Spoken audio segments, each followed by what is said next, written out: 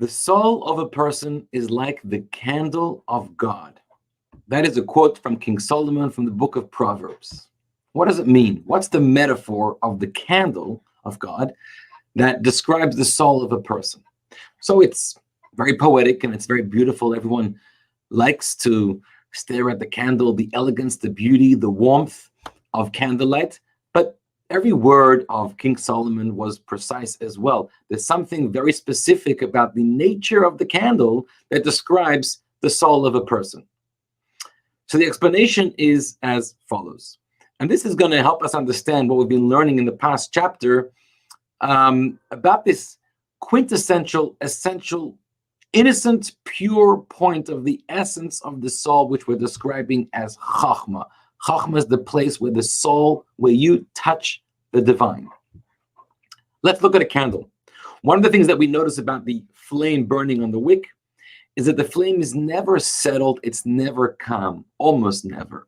It's always very volatile, it's jumpy, it's flickering. It looks like it wants to run away and escape from the flick.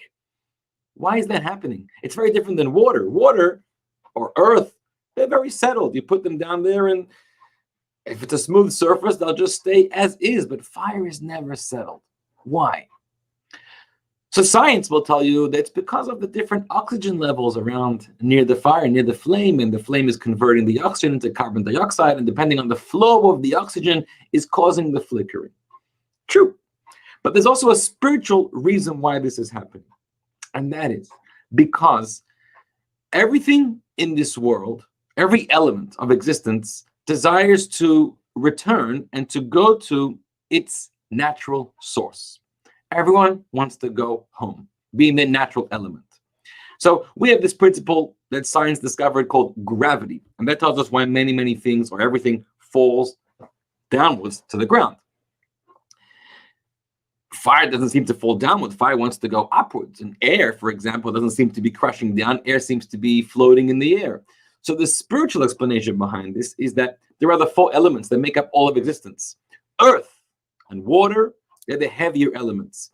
The reason why they gravitate to always fall downwards is not just because of the principle of gravity, but it's also because that's where their source, their spiritual source is down here in the earth. Air or wind, its spiritual source hovers around the universe. And therefore, it always wants to be in its source. Where's its source? It's not down at the bottom of the ground, but it's everywhere, actually. Let's talk about fire, because fire is the most spiritual, the most refined of all the four elements. Where's the source of fire? So there's an ancient belief that the Greeks believed in and others believed in, and it's also brought down in Kabbalah, and it obviously has more of a spiritual explanation to it.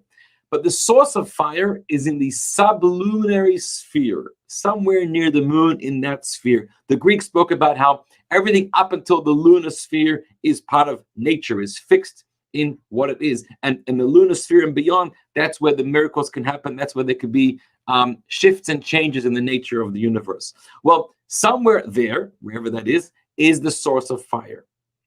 Therefore, the reason why the flame is flickering and it looks like it wants to escape from the wick is because it actually does want to escape from the wick.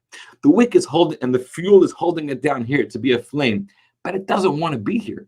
Just like every other element, it wants to go back to its source, and its source is somewhere up there.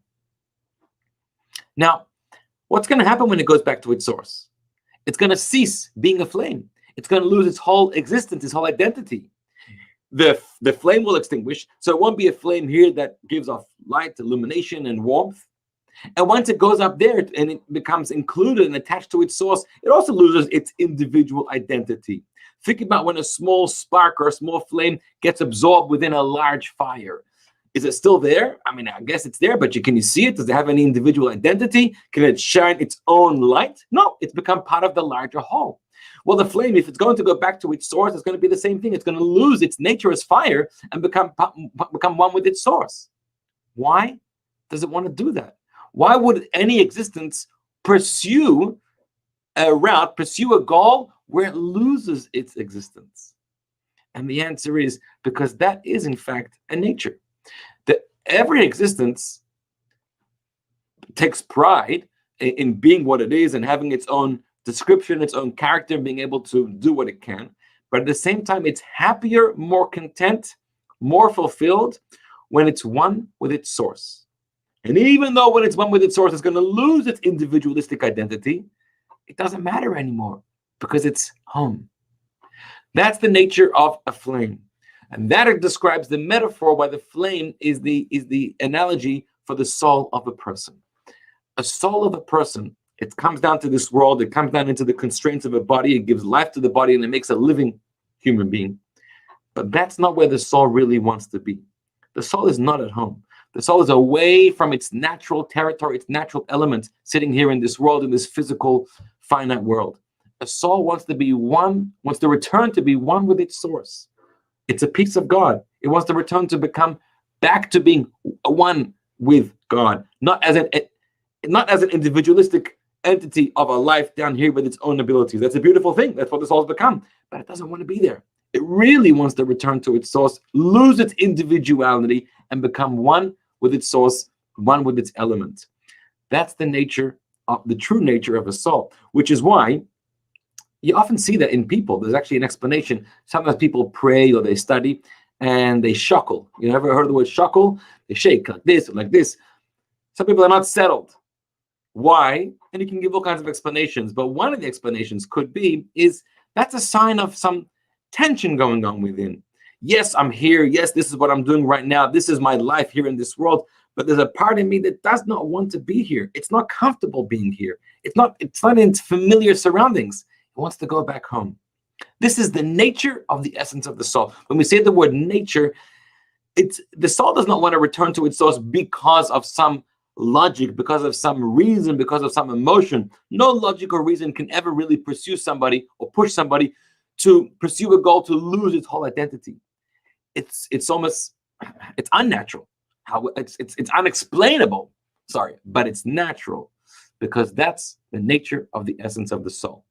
This nature is called Chachma, as we learned about yesterday. This is the first point within the soul, the emergence of consciousness, the first point of Chachma, which is the faculty of the unknown. It's the place within you that doesn't have a grasp of things. It's not something that is expressive of self. It's the faculty within you that is submissive to a higher self, to a higher power, to a higher being. It's the place within you that's the bridge between your finite self and your infinite creator, Chachma.